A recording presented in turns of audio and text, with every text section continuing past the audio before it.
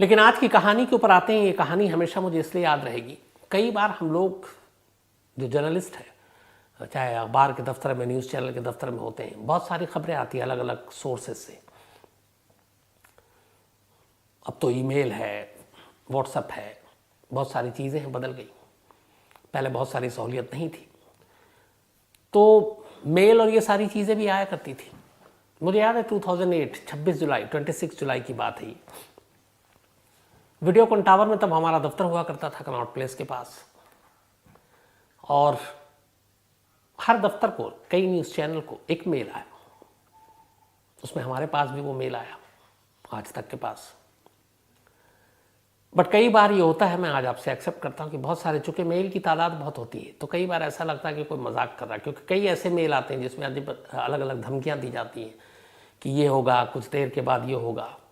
तो कोशिश तो यही होती कि ऐसे जो मेल है, ऐसी इन्फॉर्मेशन है, हम आगे जो कंसर्न डिपार्टमेंट है, पुलिस, उस तक भेज दें, और अक्सर भेजते रहते हैं। उस दिन भी 26 जुलाई 2008 को शाम करीब, मुझे लगता है 6:30 के बाद, 6 बल्कि 40 जो मेल पे टाइम था, एक मेल आया। 14 पन्नों का मेल था वो, और ये मेल जो नीचे था वो ये था, इंडियन मुजाहिदीन। तब इंडियन मुजाहिदीन पूरी तरह से एक्टिव था। इस मेल में जो लिखा हुआ था वो कुछ उसके, आपके मैं टेक्स्ट आपको पढ़ाता हूँ, जो 26 जुलाई 2008 शाम 6:40 के करीब ये मेल आया। कई ऐसे न्यूज़ चैनल को ये मेल आए, कुछ अखबार के दफ्तर को भी आया। इस मेल में लिखा था, सिर्फ 5 मिनट इंतज़ार करो, सिर्फ 5 मिनट इंतज़ार करो गुजरात का बदला लेने के लिए। अब गुजरात का मतलब यहाँ पे वही गोधरा राइट्स की बात हो रही थी। मेल में आगे लिखा था कि in the name of Allah Indian Mujahideen strike again. Allah के नाम पर इंडियन मुजाहिदीन एक बार फिर हमला करेगा। Do whatever you can, जो तुम्हें करना है कर लो। Within 5 minutes from now feel the terror of death. अगले 5 मिनट में तुम्हें मौत की दहशत दिखाई देगी। और इसके बाद और भी बहुत सारी चीज़ें लिखी हुई थी। फिर मेल में, मैंने कहा ना 14 पन्नों का मेल था, कुछ और चीज़ें लिखी थी। जैसे उसमें महाराष्ट्र के सीएम उस वक्त विलास राव देशमुख थे और आर पाटिल थे वहाँ के होम मिनिस्टर, उनको भी मेंशन करके लिखा हुआ था कि 11 जुलाई 2006, आपको याद होगा मुंबई में सीरियल ब्लास्ट हुए थे ट्रेन में। तो इस मेल में लिखा था, we wonder at your memory, मुझे तुम्हारी याददाश्त पे हैरत होती है। Have you forgotten the evening of 11 July 2006 so quickly and so easily. आप लोग 11 जुलाई 2006 की वो शाम इतनी जल्दी और इतनी आसानी से भूल गए। इस मेल में एक और धमकी थी मुकेश अंबानी के लिए, और उस वक्त जो एंटीलिया था, मुकेश अंबानी का घर, जिसके बाहर अभी आपको याद होगा जो बॉम्ब रखने की खबरें थी, तो तब बन रहा था। और इस मेल में बाकायदा उस एंटीलिया के बारे में भी धमकी दी गई थी, और लिखा था, think twice before building a citadel on land in Mumbai that belongs to the Waqf board. मतलब इस एंटीलिया को बनाने से पहले 2 बार सोचना, क्योंकि ये जो है ज़मीन जिस पे तुम एंटीलिया बना रहे हो, ये वक्फ बोर्ड की ज़मीन है। इसके बाद इसमें आगे लिखा था कि अगर तुमने ऐसा किया तो ये तुम्हारे लिए खौफनाक यादें होंगी, और फिर अंजाम भुगतने के लिए तैयार रहना, जिसे तुम भूल नहीं पाओगे। तो मुंबई सीरियल ब्लास्ट का भी इस मेल में जिक्र, मुकेश अंबानी को भी धमकी, और मुंबई फिल्म इंडस्ट्री में अपने बॉलीवुड में काम करने वाले जो बड़े मुस्लिम एक्टर थे, उनके नाम पे भी एक फरमान और चेतावनी थी। मेल में बाकायदा लिखा था कि ये इस्लाम के खिलाफ है, तुम लोग फिल्मों में एक्टिंग करना, नाच गाना बंद करो। और ये जो धमकी थी उसमें बाकायदा शाहरुख खान, सलमान खान, आमिर खान, इन तमाम लोगों की तरफ इशारा था कि जो भी मुस्लिम एक्टर हैं वो फिल्मों में काम ना करें। तो ये मेल आता है 6:40 यानी 6:40 पर मेल आता है, ये जो मेल मैंने आपको बताया। और इसके 5 मिनट के बाद अहमदाबाद में पहला धमाका होता है। ये मेल, बहुत सारे लोगों को हमारे ऑफिस में भी मेल के बारे में पता नहीं। फिर कई, मैंने शुरू में आपको बताया, बहुत सारे मेल ऐसे आते हैं जिसमें धमकियाँ दी जाती हैं, हकीकत में कुछ होता नहीं है। तो पहला जो धमाका आया वो बड़ा छोटा सा था, फिर लगा कि यूं ही है, लेकिन फिर अचानक दूसरे धमाके की खबर आती है। फिर तीसरे की। अब तक अब ये साफ हो चुका था कि ये मामला बड़ा है। इसके बाद देखते ही देखते अगले 70 मिनटों में, 70 मिनट्स में 21 ब्लास्ट होते हैं अहमदाबाद में। और ये 6:45 पे स्टार्ट होता है ये धमाके का जो पूरा एक सीरीज था, और करीब 70 मिनट तक चलता है। जो धमाका हुआ वो जिन इलाकों में हुआ अहमदाबाद के, उनमें खड़िया, राजपुर, सारंगपुर, मणिनगर में पहला धमाके की खबर आई थी। हटकेश्वर सर्किल, बापू नगर, इसके अलावा थक्कर बापा नगर, जवाहर चौक, गोविंदवाड़ी, ईसानपुर, नारोल, सारखेज, ये सब वो इलाके थे। और इसके अलावा जो 2 जगह पे और धमाका हुआ, हिंदुस्तान में इससे पहले ऐसा कभी नहीं हुआ था। ये 2 जगह थी, एक तो था एलजी हॉस्पिटल मणिनगर में, और दूसरा था Ahmedabad civil hospital trauma centre. उससे पहले एक फिल्म आई थी, मुझे याद नहीं है इस वक्त आ रहा है नाम। उस फिल्म में ये दिखाया गया था, और ये 2008 से पहले की फिल्म है। कई बार ऐसा होता है कि, जो मैं बार बार कहता हूँ, कई बार समाज से फिल्में वाला आइडिया चुराते हैं। अब यहाँ पे टेररिस्ट ने उससे आइडिया चुराया, मुझे नहीं मालूम, लेकिन फिल्म की कहानी ये थी कि कुछ टेररिस्ट सीरियल ब्लास्ट की प्लानिंग करते हैं, और उसके बाद उस फिल्म में दिखाया गया, शायद मुझे नाम याद आ जाए, कि ब्लास्ट करने के बाद उनका एक जो और था प्लानिंग, वो ये थी कि जब शहर में ब्लास्ट करो तो जब ब्लास्ट होगा तो क्या होगा, लोग घायलों को लेकर, लाशों को लेकर अस्पताल की तरफ जाएंगे, तो भीड़ अस्पताल में होगी, और अगर उसी अस्पताल हॉस्पिटल में एक धमाका कर दिया जाए तो फिर कितना नुकसान होगा। ये फिल्म का पार्ट था, और इत्तेफाक से इस फिल्म के रिलीज होने के बाद ये अहमदाबाद का सीरियल ब्लास्ट हुआ है। तो 2 जगह पर, 21 अलग अलग जगहों पे, मार्केट में, बाजार में, भीड़ भाड़ वाली जगहों पर धमाके तो हुए। 2 जो जगहों को चुना गया वो एलजी हॉस्पिटल मणिनगर और Ahmedabad civil hospital trauma centre. यहां पे भी बॉम्ब रखा गया था, और यहां 2 अलग अलग कार में बॉम्ब रखा गया था, और इसमें बहुत ज़्यादा नुकसान हुआ। सिर्फ इस हॉस्पिटल में ही करीब, इस पूरे ब्लास्ट में 56 लोगों की डेथ हुई थी, और 243 इंजर्ड हुए थे। इन 56 में से आधे लोग इन 2 हॉस्पिटल में मारे गए थे। वजह यह थी कि शहर में जहां जहां धमाके हो रहे हैं, लोग बदहवास खौफ में, घायलों को लेकर पुलिस, एम्बुलेंस, अपने लोग, रिश्तेदार जो उस वक्त साथ थे, जो बच गए, हॉस्पिटल की तरफ भाग रहे हैं उम्मीद में कि बचा लेंगे, या मेडिकल इमरजेंसी की ज़रूरत है। और उन्हें मालूम नहीं कि उन आतंकवादियों ने हॉस्पिटल में भी बॉम्ब रखा हुआ है, ताकि वो लोग यहाँ आए, पुलिस यहाँ आए तो उनको भी निशाना बनाए। तो 2 हॉस्पिटल में भी धमाके हुए, 56 लोग मारे गए थे।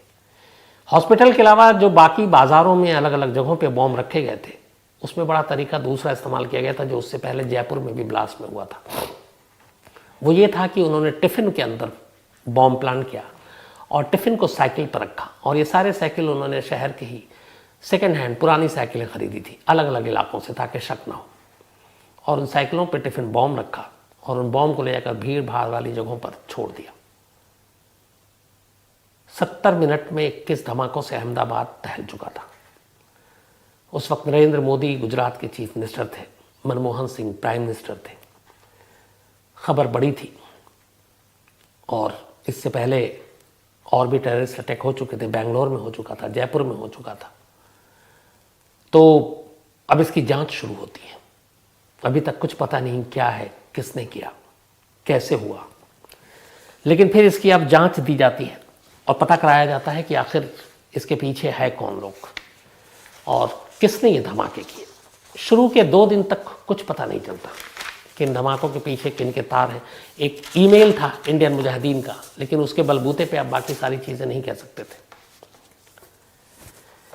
अभय चुदासमा जी एक IPS अफसर, उस वक्त इनको इस केस की जांच सौंपी गई। तेज तर्रार ऑफिसर, सर्विलांस और इन चीज़ों में भी माहिर। इसके बाद अब वो इस जांच को दिया गया, और कहा गया कि हर तरफ से गवर्नमेंट से आपको मदद मिलेगी, आप इन्वेस्टिगेशन करो, और जो कल्प्रिट्स हैं, अहमदाबाद के जो गुनहगार हैं, उनको पकड़ो। अभय चुदासमा के साथ और भी कई IPS अफसरों की टीम लगी, और इसके बाद जांच शुरू हुई। सबसे पहले अब रडार पे वो ईमेल था जो न्यूज़ चैनल और न्यूज़पेपर को भेजा गया था। इस ईमेल को खंगाला गया, इसकी जांच की गई, इसके आईपी एड्रेस को खंगाला गया, तो पता चला कि एक यूएस सिटीजन है जो नवी मुंबई में रह रहा है और उसका नाम है केन हेउड। उसके आईपी एड्रेस से ये ईमेल जनरेट किया गया था और तमाम अखबारों और न्यूज़ चैनल को भेजा गया। गुजरात पुलिस की टीम मुंबई पुलिस की मदद से फौरन नवी मुंबई पहुंचती है, इस घर पे पहुंचती है जहां से ये आईपी एड्रेस जनरेट हुआ था। केन हेउड से बात करती है, लेकिन कोई कामयाबी नहीं मिलती, क्योंकि ईमेल जिन लोगों ने किया केन हेउड ने नहीं किया था और उसे पता भी नहीं था। तो असली जो गुनहगार थे वो ट्रेस नहीं हो पा रहे थे, जांच जारी थी। गुजरात पुलिस ने अपने तमाम मुखबरों को लगा रखा था। मुखबिर बड़े काम के होते हैं। अभय चुदासमा की एक बहुत अच्छी मुखबरों की पूरी टीम है। जांच चलती रही, 2 हफ्ते बीत गए, अभी तक कोई गिरफ्तारी नहीं हुई थी। 2 वीक के बाद अभय चुदासमा के पास एक उनका अपना मुखबिर कॉल करता है और वो कहता है कि मैंने एक रेड एंड वाइट कलर की कार जो कि अहमदाबाद ब्लास्ट में यूज हुआ था उसको भरूच में देखा है। ये सुनते ही अभय चुदासमा की टीम फौरन अहमदाबाद से भरूच के लिए कूच करती है। उस कार जो मुखबिर ने बताया उसके ऊपर उसकी नज़र थी। भरूच पहुंचने के बाद उस कार को फॉलो करते हैं, देखते हैं वो कार एक घर के बाहर जाकर रुकती है, उस घर के अंदर जाया जाता है। अब वहाँ पूछताछ होती है, पहली कामयाबी मिलती है। पता चला कुछ लोग, कुछ नौजवान अलग अलग शहरों से यहाँ आकर किराए पे कुछ दिनों से रह रहे थे, लेकिन उस वक्त उनमें से कोई नहीं था। घर का ओनर था, उससे पूछताछ हुई। घर का ओनर बेकसूर था, क्योंकि जो किराए पर रहने के लिए आए थे उन्होंने उनको सच नहीं बताया था। लेकिन वहाँ से हाथ तो कोई नहीं आया, पर एक नंबर मिला। जो लोग ठहरे हुए थे उनमें से एक का मोबाइल नंबर, और ये एक पहली कामयाबी थी गुजरात पुलिस के लिए। इस नंबर के जरिए अब पुलिस उन लोगों तक पहुंच सकती थी जिनका हाथ डायरेक्ट गुजरात के ब्लास्ट में था। अब इस नंबर के सहारे अभय चुदासमा और उनकी टीम ने ट्रेस करना शुरू किया। जब नंबर ट्रेस करना शुरू किया तो उसके बाद भरूच से वो अहमदाबाद आए और फिर अपनी अलग अलग एक टीम बनाकर, एक खास तौर पर सर्विलांस में लगाकर, क्योंकि अब उस नंबर के जरिए बहुत सारे नंबर सामने आने थे और उनके जरिए अब आगे की एक कार्रवाई होनी थी। अब उस नंबर के जरिए ट्रेस जब करना शुरू किया गया तो पहली कामयाबी मिली, पहला नाम मिला, और इसके बाद गिरफ्तारी होनी शुरू हो गई। जो पहली बड़ी कामयाबी मिली गुजरात पुलिस को, गुजरात के बाहर वो गिरफ्तारी हुई। मुफ्ती अबू बाशिर, इंडियन मुजाहिदीन का ये जुड़ा हुआ शख्स, इसको पुलिस ने पकड़ा और इसे फिर गुजरात लाया गया। मुफ्ती अबू बाशिर की गिरफ्तारी के बाद अचानक गिरफ्तारी का एक सिलसिला चल पड़ा, क्योंकि वो बोलता क्या, नंबर मिलते गए, नाम मिलते गए, और पुलिस की कई टीमें एक साथ देश के आधा दर्जन से ज़्यादा शहरों में छापे मारने लगी। मुफ्ती अबू बाशिर के बाद 10 लोगों को और गिरफ्तार किया गया उसके बयान के पास, अलग अलग जगहों से। अब तक 13 लोग गिरफ्तार हो चुके थे 2 हफ्ते के बाद, लेकिन अब भी बहुत सारे लोग बाकी थे, इसलिए कि उन्होंने अहमदाबाद में कुल 23 जगहों पे बॉम्ब प्लांट किया था, लेकिन उनमें से 21 फटे थे, 2 को डिफ्यूज किया था। इसके अलावा 29 जुलाई को ही अहमदाबाद से दूर सूरत में 18 बॉम्ब मिले थे, उनमें से एक भी फटा नहीं था, लेकिन उन सबको डिफ्यूज किया गया। पेड़ों पे, डिवाइडर पे, दुकानों में, शटर पे, छतों पे, गाड़ियों में ऐसे ऐसे बॉम्ब को टांगा गया था, रखा गया था कि जैसे पूरे शहर को उड़ाना हो। लेकिन उससे पहले कि ये बॉम्ब ब्लास्ट होता, सूरत में 18 जगहों पर से इन बॉम्ब को बरामद किया गया, इन्हें डिफ्यूज किया गया, वरना आप अंदाज़ा लगा सकते हैं कि तस्वीर क्या होती। शुक्र है ऊपर वाले का कि इनमें से कोई भी धमाका हुआ नहीं और वक्त रहते एजेंसियों ने इन बॉम्ब को डिफ्यूज कर दिया। तो सूरत में 18 जगहों पर, 21 जगहों पर अहमदाबाद में, इसका मतलब है टीम बड़ी थी। फिर पता यह भी चला कि ब्लास्ट के बाद उनमें से बहुत सारे लड़के दिल्ली लौट आए थे, कुछ मध्य प्रदेश चले गए थे, कुछ राजस्थान चले गए थे, कुछ बिहार चले गए थे। अब ऐसे में इन सबको पकड़ना था। खैर, अब गिरफ्तारी का सिलसिला चलता रहा और अगले 2 दिनों में फिर 13 से ये गिरफ्तारी 30 तक पहुंची। फिर उन 30 के जरिए और पूछताछ हुई तो अहमदाबाद क्राइम ब्रांच के हाथ में जो गिरफ्तारियां उसके अगले कुछ दिनों में आई, वो टोटल बैठी 78। अहमदाबाद और सूरत में जो बॉम्ब प्लांट किया गया, जो बॉम्ब को बनाया गया, कारों में रखा गया, साइकिल पर रखा गया, टिफिन बॉम्ब को बॉम्ब बनाया गया, इन सारे कामों में, इसकी प्लानिंग में, ट्रांसपोर्टेशन में, प्लांट करने में 78 लोगों ने अपना रोल प्ले किया था। 78। इन 78 को आखिरकार गिरफ्तार कर लिया गया। इनमें से जो 78 लोग थे, 13 अहमदाबाद के थे, 5 वडोदरा के थे, 1 भरूच का, 1 भुज, 2 सूरत, 11 महाराष्ट्र, 12 मध्य प्रदेश, 10 कर्नाटका, 9 उत्तर प्रदेश, 5 केरला, 3 आंध्र प्रदेश और 3 राजस्थान, 2 झारखंड और 1 बिहार से। 78 लोगों को गिरफ्तार करने के बाद अब उनसे पूछताछ शुरू हुई। जब पूछताछ हुई तो फिर पूरी प्लानिंग धीरे धीरे इनके सामने आई। पता चला कि गोधरा का बदला लेने के लिए इंडियन मुजाहिदीन पिछले 1 साल से इन धमाकों की साजिश रच रहा था। 2007 से साजिश रचने के बाद इन लोगों ने एक टीम बनाई और इस टीम को पहला टारगेट यही था, अहमदाबाद और फिर सूरत।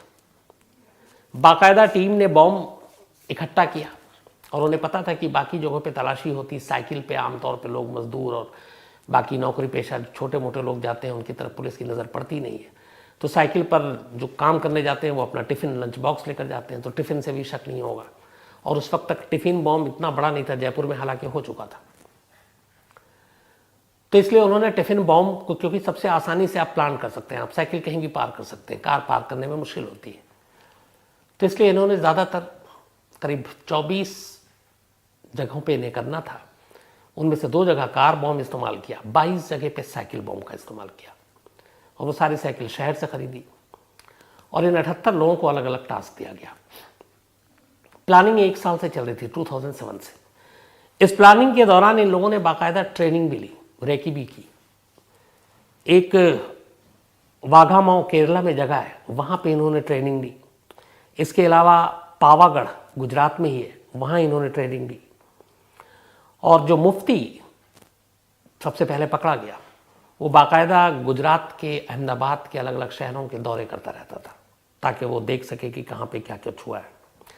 2008 में पावागढ़, जो वडोदरा से 50 किलोमीटर दूर है, जनवरी 2008 में वहाँ पे भी इन लोगों ने ट्रेनिंग ली, बल्कि कई ब्लास्ट भी किए ताकि सब कुछ काम सही से हो जाए।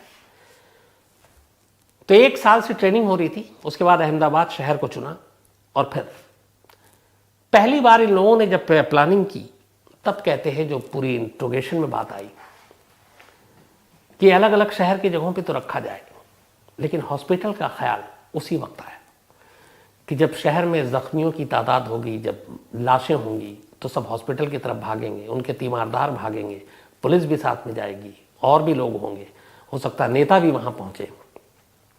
ऐसे वक्त में अगर हॉस्पिटल को निशाना बनाया जाए तो, और इन्होंने टाइमिंग उसी हिसाब से चुना था। शहर के अलग अलग हिस्सों में इन्होंने पहले धमाके किए, हॉस्पिटल में सबसे लास्ट में धमाके कर रहे थे। क्यों? जब धमाका होगा, घायल होंगे, तभी वो हॉस्पिटल की तरफ भागेंगे। तो इसलिए शुरुआत में इन्होंने हॉस्पिटल में धमाके नहीं किए थे। और यही वजह है कि जो 56 लोगों की मौत हुई अहमदाबाद धमाके में, उनमें से आधे के करीब मौत हॉस्पिटल में हुई थी, क्योंकि बेचारे सब इलाज और ज़िंदगी बचाने के लिए वहाँ भागे थे। तो इनकी सारी प्लानिंग और सारी चीज़ें सामने आ गई। अब जहाँ जहाँ से इन्होंने एक्सप्लोसिव लिया वो भी सामने आया। उसके बाद अब मुकदमा शुरू हुआ, अदालत में ये मुकदमा चला। करीब 13 साल हो गए। इस दौरान में 1163 विटनेस, 1163 गवाह अदालत में पेश हुए। दिसंबर 2009 से इसकी सुनवाई शुरू हुई थी। 2008 26 जुलाई को यह धमाके हुए थे और 2009 में पहली बार इसकी कोर्ट में सुनवाई शुरू हुई थी। 35 अलग अलग FIR दर्ज किए गए थे इन धमाकों के सिलसिले में। कुल 78 लोगों को पकड़ा गया था। से इनमें 78 ही अक्यूज थे, 78 आरोपी थे इन धमाकों के लिए। लेकिन इनमें से एक अप्रूवर बन गया, यानी सरकारी गवाह, तो उसे माफ़ कर दिया गया। अप्रूवर बनाना ज़रूरी था ताकि कोर्ट में केस को मजबूती से रख सके। तो एक को बरी कर दिया गया, वो सरकारी गवाह बन गया, उसने बाकी सारे सबूत दिए। 77 बाकी लोगों के ऊपर मुकदमा चला। करीब 12 साल तक मुकदमा चला।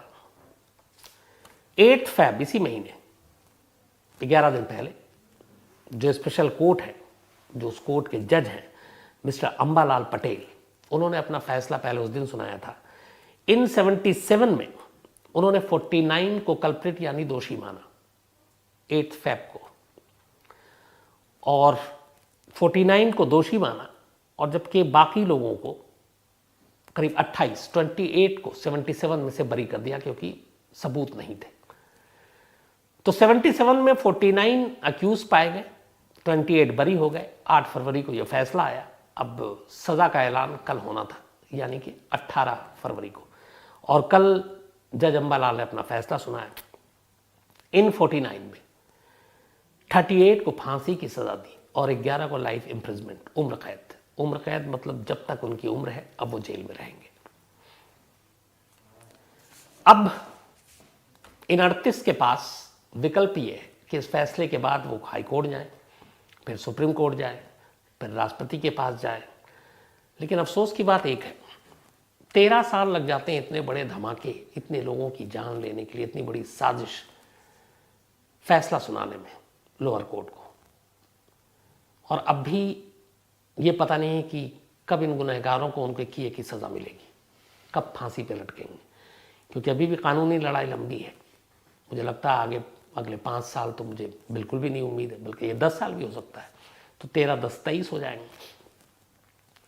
इतने संगीन अपराधों के लिए, इतनी संगीन वारदातों के लिए भी इतना अगर वक्त अदालत में लगे तो फिर मुझे लगता है कि जो इंसाफ है वो इंसाफ कहाँ हुआ। इन 2008 के धमाकों में जिन लोगों ने अपनी जान गंवाई, उनके रिश्तेदारों से, उनके अपनों से पूछिए तो उन्हें क्या लगेगा 13 साल के बाद। अब भी उन्हें मालूम है कि ये तो एक फैसला है, अभी तो लड़ाई लंबी है कानूनी, तो उनके दिल पे क्या बीतती है। हमें लगता है कि जो ऐसी चीज़ें हैं जो देश को झकझोर कर रख देती हैं, देश के इतिहास में इतने एक साथ ब्लास्ट कभी नहीं हुए थे जो अहमदाबाद में हुआ 22, कभी नहीं हुए। ये अपने हिंदुस्तान के इतिहास का सबसे बड़ा सीरियल ब्लास्ट है। बट ऐसे संगीन, ऐसे सीरियस मामलों में भी इतनी सुस्त रफ्तारी से अगर फैसले आएंगे तो फिर लोगों का भरोसा भी टूटता है और गुस्सा भी बढ़ता है। फिर बात वही आ जाती है, बहुत सारे लोग कहते हैं इनकाउंटर ही सही रास्ता है और बाकी चीज़ें, हालांकि मैं इसके खिलाफ हूँ। मुझे लगता है कानून को अपने हिसाब से काम करना चाहिए। लेकिन मुझे लगता है कि अदालतों को भी अपना फैसले की स्पीड बढ़ानी चाहिए। इससे 2 चीज़ें होंगी, लोगों को इंसाफ मिलेगा और जो टेररिस्ट हैं उनके दिलों में दहशत फैलेगी। जैसे अब यहाँ पे है, जो 38 को भी फांसी की सज़ा मिली है। मुझे लगता है कि जब ये फांसी की सज़ा का ऐलान हुआ, हालांकि जब ये फैसला सुनाया जा रहा था तब ये सारे जो थे अलग अलग जेलों में बंद थे, तो वीडियो कॉन्फ्रेंसिंग के ज़रिए अपना फैसला सुन रहे थे।